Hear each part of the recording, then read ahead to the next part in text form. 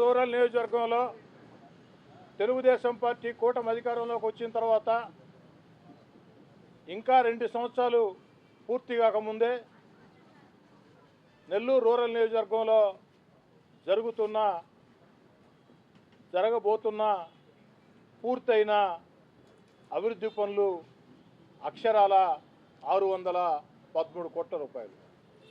613 కోట్ల రూపాయలతో తెలుగుదేశం పార్టీ కూటమి అధికారంలోకి వచ్చిన తర్వాత వివిధ విభాగాల కింద పూర్తి చేసుకున్న పనులు కొన్ని, జరుగుతున్న పనులు కొన్ని, టెండర్లు పిలిచి జరగబోతున్న పనులు కొన్ని అన్నీ కలగలిపి అక్షరాల 613 కోట్ల రూపాయలు. అదేవిధంగా గత సంవత్సరం ఏ విధంగా 42 కోట్ల రూపాయల వ్యయంతో 339 పనులు ఒకే రోజు శంకుస్థాపనలు చేసి 60 రోజుల్లో పూర్తి చేసి అందిస్తామని మాట ఇచ్చి 60 రోజుల్లో పూర్తి చేసి ప్రజలకు అందించాము. అదే రీతిలో రెండో సంవత్సరం నెల్లూరు రూరల్ నియోజకవర్గంలో నగర కార్పొరేషన్ పరిధిలో సామాన్య మధ్యతరగతి పేద కుటుంబాలు అధికంగా నివసించే ప్రాంతాల్లో కనీసపాటి వసతుల కల్పన కోసం 240 అభివృద్ధి పనులు 27 కోట్ల రూపాయలు.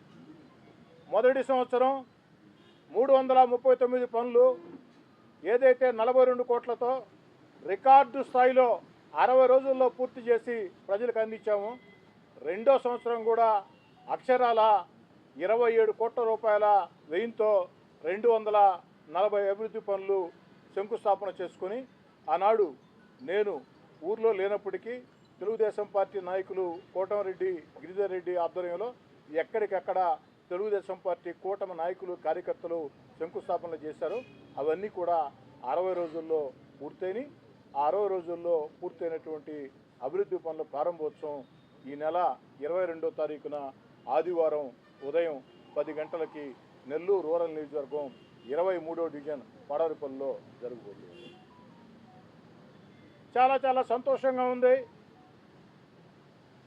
2 సంవత్సరాలు దాటకముందే అక్షరాల 613 కోట్ల రూపాయలతో నెల్లూరు రూరల్ నియోజకవర్గంలో చంద్రబాబు నాయుడు గారి ఆశీస్సులతో, చంద్రబాబు నాయుడు గారి సహకారంతో అభివృద్ధి పనులు కొన్ని పూర్తయినాయి, కొన్ని జరుగుతూ ఉన్నాయి, మరికొన్ని టెండర్లు పిలిచిన పనులు.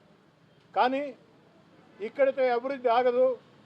రాబోయే 3 సంవత్సరాల్లో మరింత ఉత్సాహంతో రాష్ట్ర ముఖ్యమంత్రి చంద్రబాబు నాయుడు గారు, ఉప ముఖ్యమంత్రి పవన్ కళ్యాణ్ గారు, యువనేత నారా లోకేష్ గారు, పార్లమెంటు సభ్యులు వేమిరెడ్డి ప్రభాకర్ రెడ్డి గారు, జిల్లాలో ఉన్న 2 మంత్రులు ఆనవ రామనారాయణ రెడ్డి గారు, పొంగూరు నారాయణ గారు, జిల్లా పార్టీ అధ్యక్షులు, శాసనమండలి సభ్యులు అడుగడుగున నెల్లూరు రూరల్ నియోజకవర్గంలో ప్రతి అభివృద్ధి పనికి తన సొంతంగా భావించి సహకరిస్తున్నటువంటి వేదా రవిచంద్ర గారు, జిల్లా ఇన్ఛార్జి మంత్రి ఫరూక్ గారు, వీరందరి సహాయ సహకారాలతో ఈ అభివృద్ధి రాబోయే రోజుల్లో మరింత వేగవంతంగా సాగుతుంది.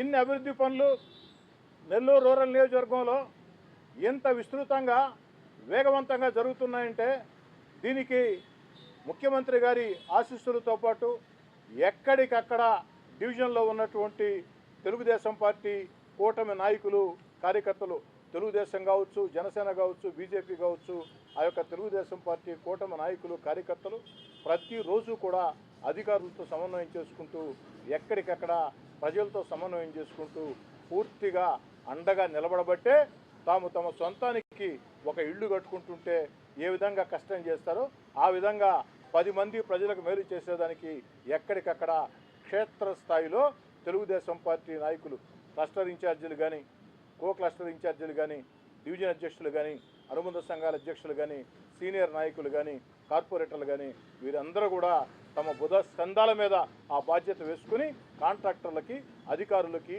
అడుగడుగున సహకరించబట్టే సాధ్యమైంది. ప్రజల సహకారం కూడా ఎంతో ముఖ్యం. నాకు నమ్మకం అభివృద్ధి పనుల్లో ప్రజలను భాగస్వాములు చేస్తే ఆ కార్యక్రమం విజయవంతం అవుతుందని.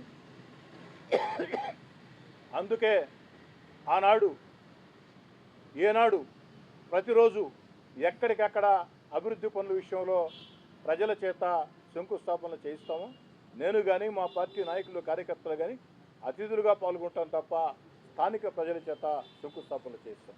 ఆ యొక్క ఒరవడిని కొనసాగిస్తూ 22వ తారీఖు కూడా ఒకేసారి 22వ తారీఖు ఉదయం 10 గంటలకి ఒకేసారి 240 చోట్ల 22వ తారీఖు ఉదయం 10 గంటలకి ఒకేసారి 240 చోట్ల 240 చోట్ల మొత్తం తెలుగుదేశం పార్టీ కూటమి నాయకులు ఎక్కడికక్కడ ప్రారంభోత్సవం చేస్తారు.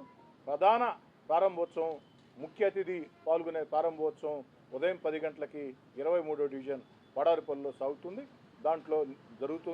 దాంట్లో అటు తెలుగుదేశం పార్టీ నాయకులు, అదేవిధంగా ముఖ్యంగా బీజేపీ నాయకులు, జనసేన నాయకులు పాల్గొంటారు.